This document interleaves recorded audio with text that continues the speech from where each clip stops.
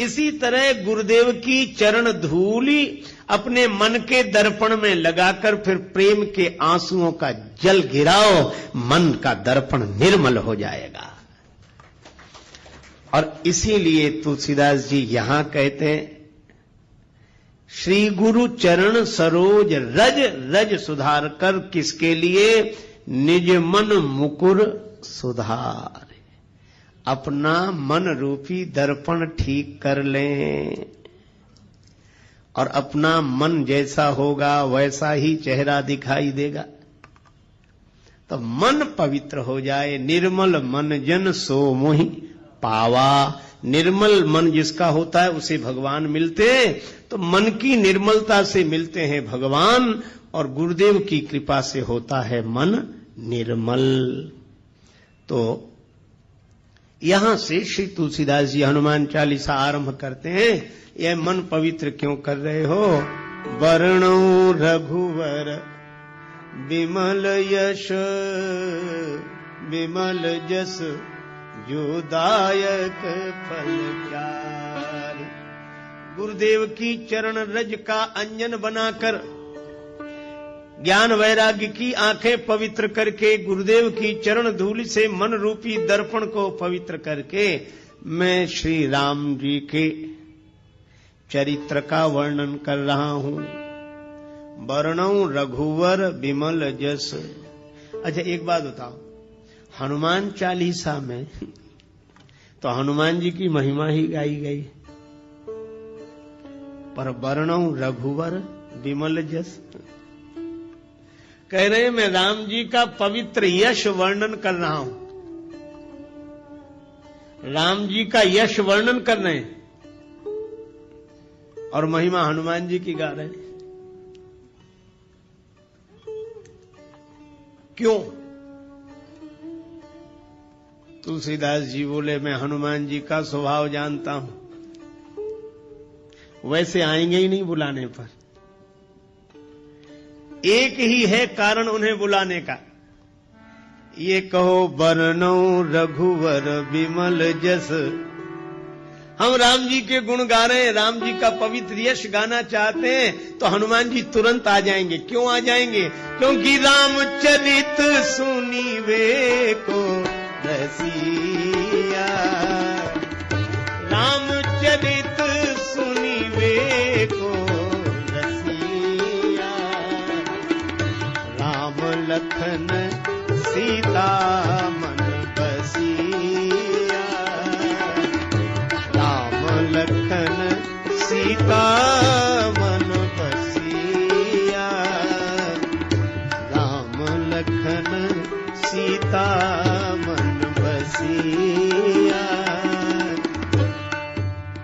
वर्णौ रघुवर, और राम जी का नाम दिया यहां रघुवर। रघु के कुल में जो सबसे अधिक श्रेष्ठ हुए हैं रघुवर, रघुवंश में जो श्रेष्ठ, ऐसे श्री राम जी का यश वर्णन करो। अच्छा यश कैसा है? विमल यश। राम जी का यश निर्मल है। तुलसीदास जी ने एक जगह लिखा रामचरितमानस में कि भगवान के जो गुण हैं यह पवित्र धागा है। जुगुत वेद पुन पोई हई रामचरित वर ताग। वर माने श्रेष्ठ, ताग माने तागा, धागा। और कवियों की कविता हो ये कवित मुक्ता मणि चारु। कवियों की कविता मोती है। किसी ने तुलसीदास जी से कहा कि यह उपमा तो बड़ी विचित्र है, मोती कीमती होता कि धागा? तुलसीदास जी बोले कीमती तो मोती होता है। तो बोले कवियों की कविता कीमती है कि राम जी का चरित्र? तुलसीदास जी बोले राम जी का चरित्र।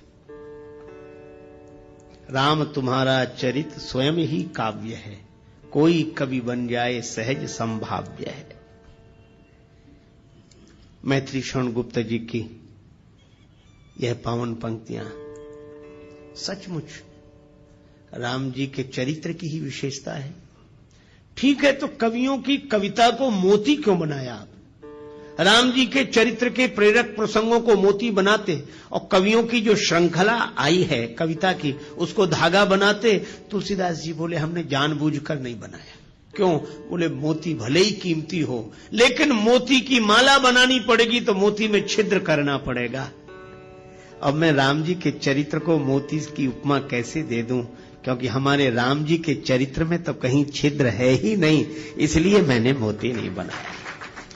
हाँ, राम जी का चरित्र धागा है और यह धागा इतना अनंत है कि चाहे जितनी कवियों की कविता रूपी मोती इसमें पिरो दिए जाएं, पर इस धागे का कभी अंत होने वाला नहीं है।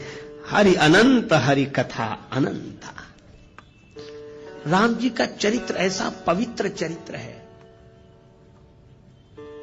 तुलना नहीं करनी चाहिए, कोबड़ छोट कहत अपराध हो, पर राम जी अपने आप में अद्वितीय हैं। निरुपम न उपमा आन राम समान राम निगम कहें। भगवान श्री राम से गुरुदेव विश्वामित्र जी ने कहा कि राघवेंद्र इस शिला को चरण छुलाओ, इसका उद्धार होगा। चरण कमल रज चाहते कृपा करहु रघुवीर। राम जी ने कहा गुरुदेव आपके आगे, आप तो हमारे भी गुरु जी हैं, आप चरण छुला दें। गुरु जी बोले बात बड़े छोटे की नहीं है, मैं तुम्हारा गुरु हूं, मेरी बड़ी महिमा है, तुमसे भी बड़ी महिमा है, लेकिन अपने अपने विभाग की बात होती है।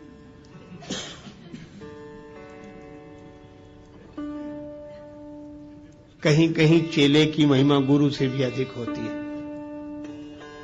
राम जी बोले सो कैसे?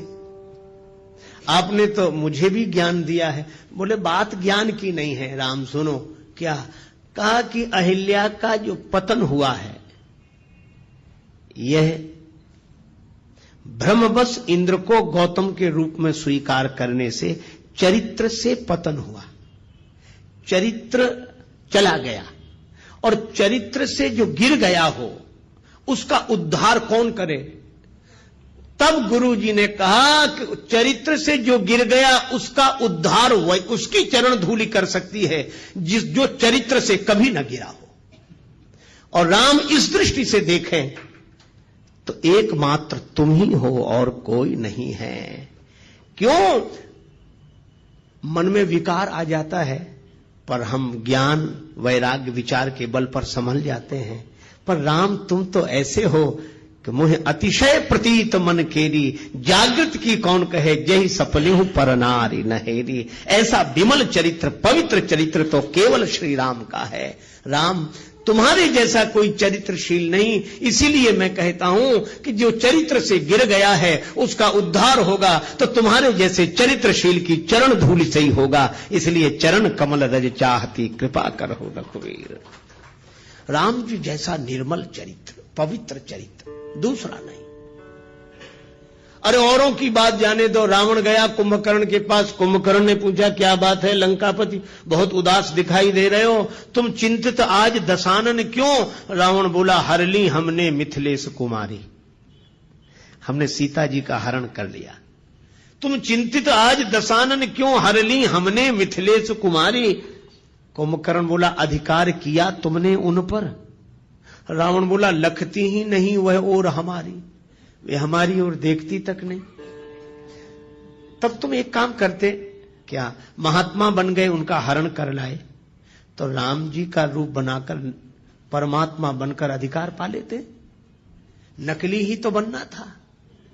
रावण बोला कि बड़ी कठिनाई है। क्या? तब राघव ही न बने तुम क्यों? कुंभकर्ण ने पूछा। रावण ने उत्तर दिया इसमें हमको भय भैरव भारी, जब राघव रूप लगा बनने तब मातु समान लगी पर नारे। जब मैं राम जी का चिंतन करने लगा तो मेरे मन से वासना चली गई। ऐसा पवित्र चरित्र है राम का। विश्वामित्र जी ने कहा कि राम चरित्र की दृष्टि से जो पवित्रता तुम्हारे अवतार में है वह अन्यत्र दुर्लभ है, इसलिए मैं तुम्हारा गुरुजी हूं, पर अहिल्या का उद्धार तो तुम्हारी ही चरण धूलि से होगा। ऐसा राम जी का वर्णौ रघुवर विमल यश, ऐसा पवित्र चंद्र। देखो चंद्र कितना भी ऊंचा रहे पर फिर भी कलंक है, कलंक लगा है चंद्र में, घटता बढ़ता रहता है। लेकिन हमारे रामचंद्र ऐसे चंद्र हैं जो निष्कलंक चंद्र हैं, जिनमें घटने बढ़ने की घटना नहीं होती, सदा एक रस निर्मल पवित्र चंद्र श्री रामचंद्र हैं। तुलसीदास जी कहते हैं ऐसे राम जी का यश वर्णन कर रहा हूं। कैसा है यश का? वर्णौ रघुबर विमल यश, राम जी का चरित्र विमल है। अच्छा, तो ये मन को क्यों सुधार रहे हो? निज मन मुकुर सुधार का कि पवित्र चरित्र का वर्णन पवित्र मन से ही किया जा सकता है। सो न होय बिनु विमल मति मोहि मति बल अति थोर। तो ये पवित्र मन हो जाए तो कैसे होगा? बोले पहले मन पवित्र हुआ, श्री गुरु चरण सरोज रज निज मन मुकुर सुधारी, वर्णौ रघुवर विमल जस। मैं राम जी के पवित्र यश का वर्णन करना चाहता हूं, इसलिए श्री हनुमान जी मेरा मन निर्मल कर दो। किसी ने पूछा क्यों करना चाहे तो क्या फायदा है? आजकल तो बड़ी कठिनाई है, बिना फायदे के आदमी कुछ करता ही नहीं है। किसी से कहो भजन करो, करें तो क्या फायदा? अच्छा, बहुत सी चीजें हैं। एक आदमी ने हमसे बार बार कहा, बहुत तंबाकू गुटखा खाते थे, बार बार मुंह भरने, फिर कहें आप भजन की कहते हो क्या फायदा? बोले आप जब जब भजन की कहते हो हमें तो बड़ी परेशानी लगती, करें क्या फायदा? हमने कहा अच्छा एक बात बता दो, तुम ये बार बार तंबाकू गुटखा खाते हो, इससे क्या फायदा? सो बोले कहे तो ठीक रहे, फायदा तो कुछ नहीं। हमने कहा फिर क्यों? बोले आदत पड़ गई। तो हमने कहा कि बिना फायदे के ये खा सकते हो, बिना फायदे की सोचे ये सड़ी गली चीज खा सकते हो, तो क्या भगवान का भजन बिना फायदे की सोचे नहीं कर सकते हो? छोड़ो फायदे की मत सोचो, तुम तो भजन करो, और जिस दिन इसमें रस आ जाएगा उस दिन फायदे की नहीं सोचोगे, भजन किए बिना रहा नहीं जाएगा। लेकिन इसका यह अर्थ नहीं कि फायदा होगा नहीं, जरूर होगा, लेकिन फायदे की तरफ मन मत ले जाओ। तुलसीदास जी से किसी ने पूछा कि आप राम जी का विमल यश गा रहे हैं, क्या फायदा, क्या मिलेगा? तुलसीदास जी बोले क्या नहीं मिलेगा?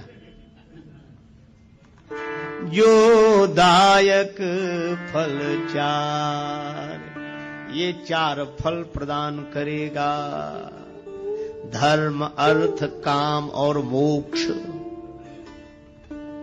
राम जी का चरित्र गाने वाला। देखो जब व्यक्ति बोलता है ना, दिमाग से बोलता है, कोई बात कहता विचार दिमाग से, लेकिन जब कोई गीत गाता है तो दिल से। ये गीत हृदय के अधिक समीप है, विचार बुद्धि के समीप है। तो जब कोई गाता है तो हृदय से।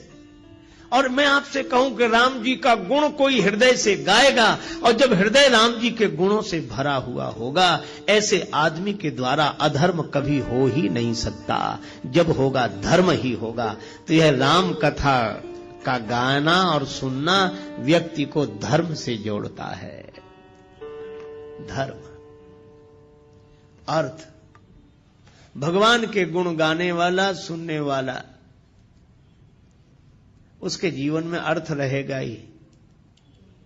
क्यों रहेगा? क्योंकि भगवान नारायण है, और जो भगवान के गुण गाएगा, भगवान के चरण कहां आ जाएंगे? उसके हृदय में।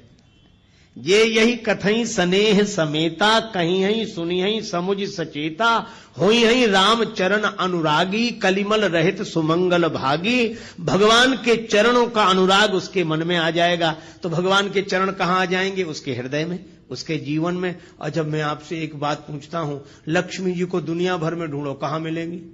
भगवान के चरणों में। भगवान नारायण के चरण दबाते हुए ही तो लक्ष्मी जी मिलती हैं। इसीलिए जो भगवान के गुण गाएगा उसका जीवन धर्ममय हो जाएगा। जो भगवान के गुण गाएगा, सुनेगा और भगवान के चरण उसके मन में आ गए तो भगवान के उन चरणों की सेवा करने के लिए लक्ष्मी जी अर्थ बनकर उसके जीवन में आ जाएंगी। धर्म, अर्थ। और जो राम जी के गुण गाकर ऐसे मस्त हो जाए कि उसकी कोई कामना ना रहे, प्रेम में भर जाए। विभीषण जी ने यही कहा कि लंका का राज्य पाने की वासना पहले थी, और कछु प्रथम वासना रही, प्रभु पद प्रीति सरित सो बही। आपका प्रेम उमड़ गया था, वो भी इच्छा नहीं रही। हमें कुछ नहीं चाहिए, कुछ नहीं चाहिए, हमारी कोई इच्छा नहीं, कोई कामना नहीं। भगवान ने कहा कि तुम्हारी कोई इच्छा नहीं, पर अब हमारी इच्छा हो गई। तुम निष्काम हो गए तो हम सकाम हो गए, अब हमारे मन में इच्छा है। यद्यपि सखा तब इच्छा नाही, मोर दरस अमोघ जग माही। तो भगवान के मन में भक्ति की इच्छा पूर्ण करने की इच्छा हो जाए तो उसकी कौन सी कामना ऐसी होगी जो पूरी ना हो जाए। वह पूर्ण काम हो जाएगा। इसलिए धर्म, अर्थ, काम, और जो भगवान के अनुराग में डूब गया है उसे जगत का राग बांध नहीं सकता। इसलिए मोक्ष तो उसको सहज प्राप्त हो गया। वर्णौ रघुवर विमल जस जो दायक फल चार। यह हनुमान चालीसा के दोहे का आशय। श्री गुरु चरण सरोज रज, निज मन मुकुर सुधारे। मुकुर माने दर्पण। वर्णौ रघुवर विमल यश, जो दायक फल चारे। अच्छा, जब यह सब जानते हो तो राम जी के गुणों का वर्णन शुरू करो। चारों फल मिलेंगे, करो शुरू। तुलसीदास जी बोले भगवान का यश है विमल, और बुद्धि भी कैसी चाहिए? विमल सो न होय बिनु विमल मति, मोहि मति बल अति थोर। करहु कृपा, सब कृपा करो मुझे पवित्र बुद्धि की प्राप्ति हो जाए। तो अब किससे कृपा की याचना कर रहे हो? तुलसीदास जी बोले बुद्धिहीन तनु जान के, सुमिरो पवन कुमार। यह शरीर बुद्धिहीन है, शरीर तो है पर इसमें समझ नहीं है, इसलिए हनुमान जी का स्मरण करना। अच्छा, बुद्धि नहीं है तो हनुमान जी से क्यों मांग रहे हो? बोले इसलिए हनुमान जी बुद्धि के भंडार हैं। बुद्धिमताम वरिष्ठम और ज्ञानी नाम अग्रगण्यम।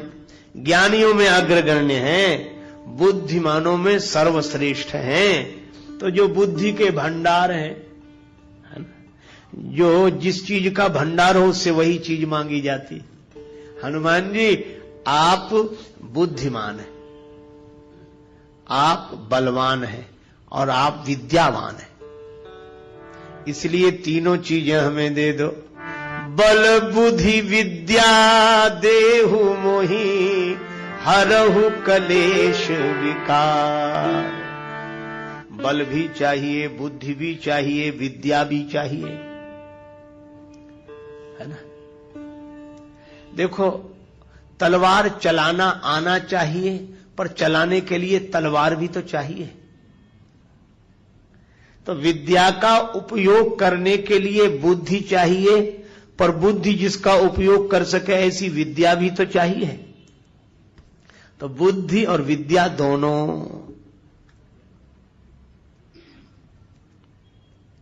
लेकिन बल भी तो चाहिए। बुद्धि का प्रयोग सही समय पर कर सकें वैसी ताकत भी चाहिए, बल। और या यूं कहो कि बुद्धि बल के साथ बहुत आवश्यक है। बिना बुद्धि के बल लगाना ठीक नहीं है। बल का प्रयोग बिना अकल के करना ठीक नहीं। एक महात्मा कहते थे कि बल के साथ बुद्धि का प्रयोग अवश्य करो। क्यों? यदि बिना बुद्धि के बल का प्रयोग कर दिया तो दो ही जगह जाएंगे, या सेंट्रल जेल में या अस्पताल में। अकल नहीं लगाई और ताकत लगा दी, और इतने बड़े से लड़ गए जिसकी बराबरी के हम नहीं थे, लड़ गए और पिट गए तो अस्पताल में, और बिना अकल लगाए लड़ गए और दूसरे को ज्यादा सता दिया, पकड़े गए तो जेल में। इसीलिए बुद्धि का प्रयोग बल के साथ अवश्य करें। और यही कारण है हनुमान जी जीत गए, राक्षस हार गए। बल तो राक्षसों में भी बहुत है और बल हनुमान जी में भी बहुत है, लेकिन हनुमान जी में बल के साथ बुद्धि है, पर इन राक्षसों में बल तो बहुत था पर बल के साथ बुद्धि नहीं थी। बुद्धि होती तो बल होने के बाद भी क्या यह दुर्दशा होती जो हुई। इसीलिए बल के साथ बुद्धि, और बुद्धि बल दोनों हो पर विद्या हो। विद्या की परिभाषा क्या? सा विद्या या विमुक्तये, विद्या क्या? जो व्यक्ति के मन को अज्ञान के बंधन से मुक्त कर दे, उसका नाम है विद्या। विद्या मिल गई, इसकी पहचान विद्या ददाति विनयम। विनम्रता आ जाए तो समझ लो विद्या जीवन में आ गई है। और बरसहि जलद भूमि नियराए, जथा नवहि बुध विद्या पाए। तो हनुमान जी में विद्या है, इसीलिए वे विनम्र हैं। सदा नीचे बैठे मिलते हैं राम जी के चरणों में, हमेशा विद्या है। बल बुद्धि विद्या देहो मोहि। तो हनुमान जी से तुलसीदास जी प्रार्थना कर रहे हैं, आप बल के भंडार हैं, आप बुद्धि के भंडार हैं, आप विद्या के भंडार हैं, तो इन तीनों को दे दो। बल बुद्धि विद्या देहु मोहि, हरहु कलेश विकार।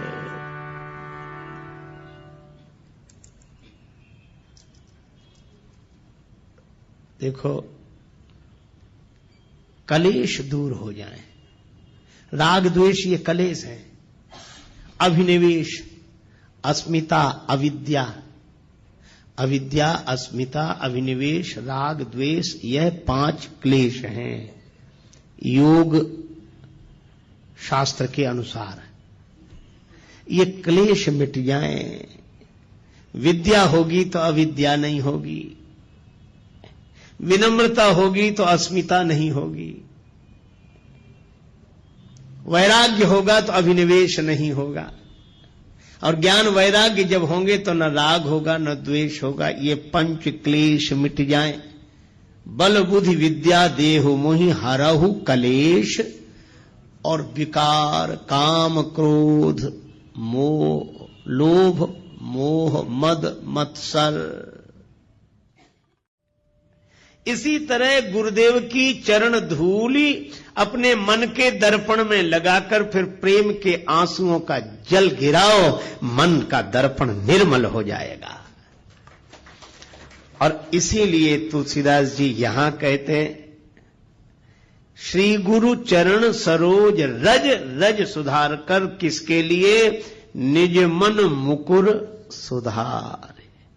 अपना मन रूपी दर्पण ठीक कर लें, और अपना मन जैसा होगा वैसा ही चेहरा दिखाई देगा।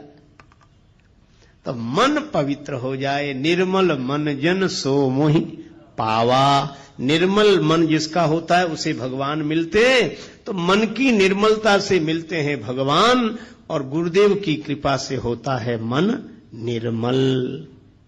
तो यहां से श्री तुलसीदास जी हनुमान चालीसा आरंभ करते हैं। यह मन पवित्र क्यों कर रहे हो? वर्णो रघुवर विमल यश, विमल जस जो दायक फल चारि। गुरुदेव की चरण रज का अंजन बनाकर ज्ञान वैराग्य की आंखें पवित्र करके गुरुदेव की चरण धूलि से, गुरुदेव की चरण धूलि से, गुरुदेव की चरण धूलि से, गुरुदेव की